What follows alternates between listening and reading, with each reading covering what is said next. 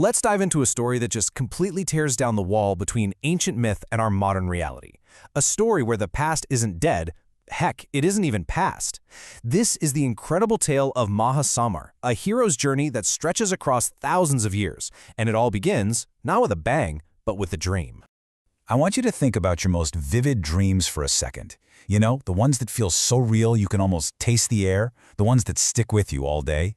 Now, what if those weren't just random firings in your brain? What if they were echoes, actual fragments of a past life? A life with this unbelievable purpose just waiting for you to remember it.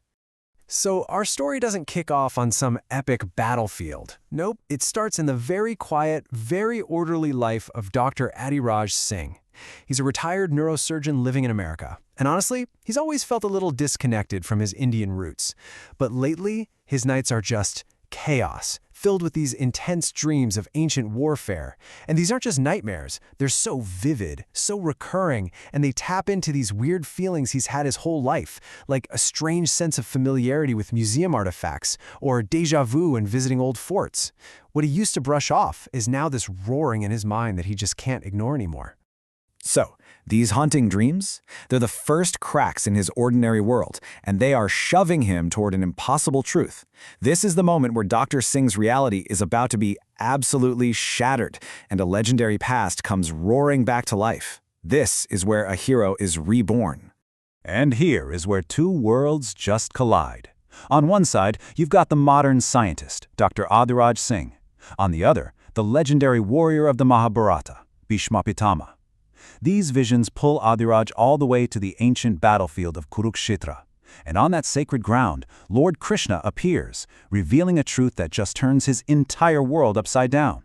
Adiraj is the reincarnation of Bhishma. He's been reborn to atone for a huge failure in his past, his silence during the public humiliation of Draupadi, an act of inaction that helped spark a catastrophic war. And Krishna's command makes it crystal clear. This is way bigger than just personal redemption. An ancient evil is waking up.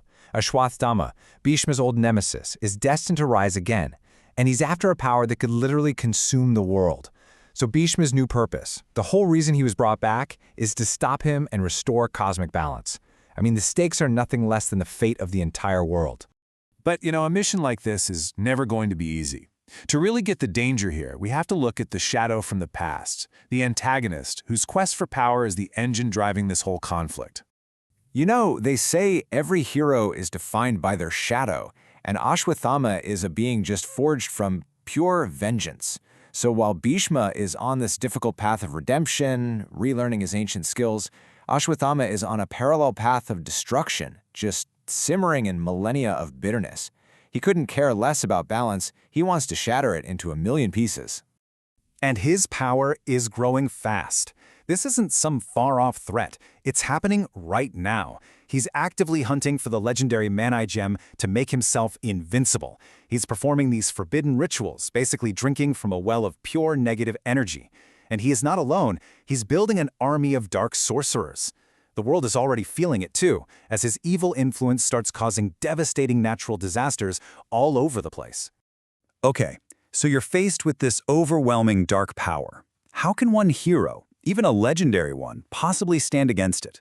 Well, the answer is, he can't. Not alone. And that brings us to a quest within the quest, gathering the immortals. Bhishma learns a hard lesson, and he learns it fast. The man he is now, and even the great warrior he once was, is no match for the storm Ashwatthama is cooking up. An early showdown at Ashwatthama's fortress nearly gets him killed, and it proves one thing for sure. Brute force is not going to cut it. He needs an alliance of legends. And what a team this is. This is basically the epic road trip of a lifetime. Their quest takes them all across India. First, a perilous journey into the Himalayas to find the mighty Hanuman. Then, they travel to Ujjain to recruit the wise teacher Kripacharya. After that, they have to convince the warrior sage Parashurama to break his penance and fight one more time. The journey then takes them all the way south to get the strategic genius of King Vibhishana. And finally, they seek the wisdom of the great sage Vasa, who's really the only one who gets the true cosmic scale of what they're up against. Each immortal is a challenge to persuade, but with every legend that joins the team, you can just feel hope being rekindled. So everything, the rebirth, the training, gathering this incredible team, it has all been leading to this single cataclysmic moment, the final showdown, the ritual of light. The allied immortals unleash their full, jaw-dropping power on Ashwathama's fortress. We're talking Hanuman's earth-shattering strength, Parshurama's unmatched combat skills. It's this incredible display of divine power. But Ashwathama, who now has the Mani Gem and is just overflowing with dark energy, he's invincible. He just effortlessly swats away everything they throw at him, and the heroes have to face a grim reality. This guy cannot be beaten by force. Their only hope is a complete change in strategy, something revealed by the sage Vyasa. The path to victory isn't a weapon, it's an ancient and incredibly dangerous spiritual rite. The ritual of light is their last-ditch effort. It requires every single immortal to pour their own spiritual essence, their actual life force, into one unified channel of power. The goal isn't to kill Ashwathama, it's to cut him off from the darkness that's making him so powerful. It's a huge, desperate, sacrificial gamble. So, the immortals begin their chant, and this pillar of divine light just descends from the sky. Lured by all that power, Ashwathama appears, his body crackling with dark energy. And when he sees this strange, peaceful ritual happening in the face of all his might, he just roars in defiance, totally convinced of his own invincibility. But the immortals don't even flinch.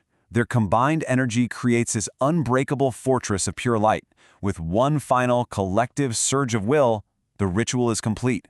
A blinding, purifying light just erupts from the circle, and it washes over the land in this silent, cleansing wave. Ashwathama screams as his connection to the darkness is violently ripped away. Powerless, mortal once more, he faces Bhishma, who, with a single decisive strike, ends his reign of terror and fulfills his sacred duty. The great evil has been defeated, but after a battle that huge, what's left? Well, that brings us to our final chapter, restoring cosmic balance. In the aftermath, this profound sense of peace settles over the world. With Ashwathama gone, all that negative energy he unleashed just evaporates, and the land itself begins to heal. That delicate balance between light and dark is finally restored. Their epic task done, the immortals quietly go their separate ways, back to their timeless duties. And Vyasa, true to his word, writes down their struggle, making sure this new legend is etched into the memory of the world. And what about our hero, the man torn between two lifetimes? Well, standing once again on the battlefield of Kurukshetra, right where his journey began, Bhishma is finally at peace. He has confronted his past, made up for his greatest failure, and fulfilled his dharma, his sacred duty. The cycle, for now, is complete. And so, we're left with this question. Bhishma didn't ask for this destiny. He was a retired doctor, happy in his quiet life, and he got pulled into a duty he just couldn't refuse. It makes you wonder, doesn't it? If a call like that found you, a chance to right a great wrong or restore some lost balance, what path would you choose?